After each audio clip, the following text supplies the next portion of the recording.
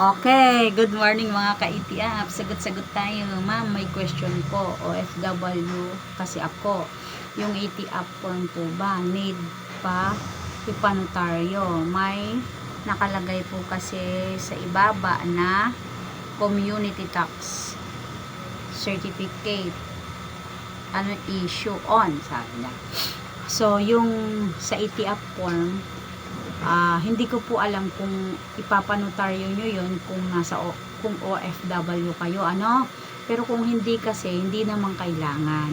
Yung community tax certificate po kasi na yan po yung sedula, ano po. So yan po ang tinatawag na community tax certificate. Yan po yung sedula natin dito sa munisipyo po kinukuha yon. For example, saan kang munisipyo, sa Bulacan, ganyan, or dito sa Pampanga, ang munisipyo ko is Mexico.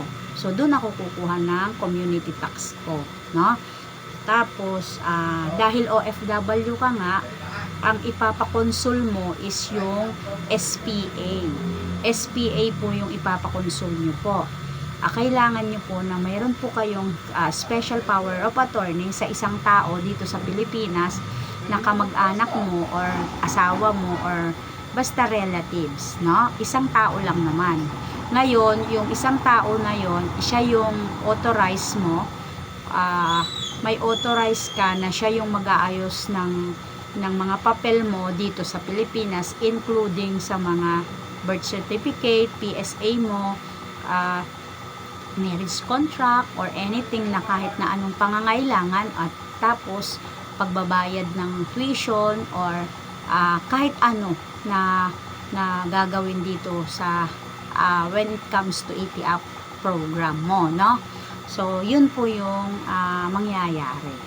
So, doon sa ETF naman na form, I think hindi na kailangan yung hindi na po kailangan yung notaryo.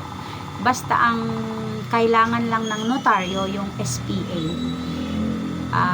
Ang tawag po sa ibang bansa nun ay konsul. Pa-konsul nyo po, no? Papakonsul nyo po yung SPA nyo. For example, ikaw ay may asawa na at lalaki ka. So, yung asawa mong babae yung iyong bibigyan ng authorize na ayusin lahat ng requirements mo doon sa eskwelahan. For example, sa PUP ka nga, no?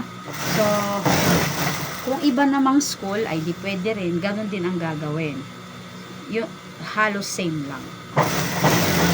Actually, may mga na-upload na ako dyan ng mga video, but baka hindi nyo pa po napanood, ay panoorin nyo na lamang po. At the same time, i-follow nyo po itong ating account para po ay magkaroon po kayo ng mga update tungkol sa topic natin na ETF, no?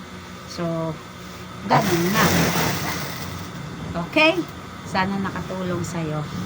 Salamat!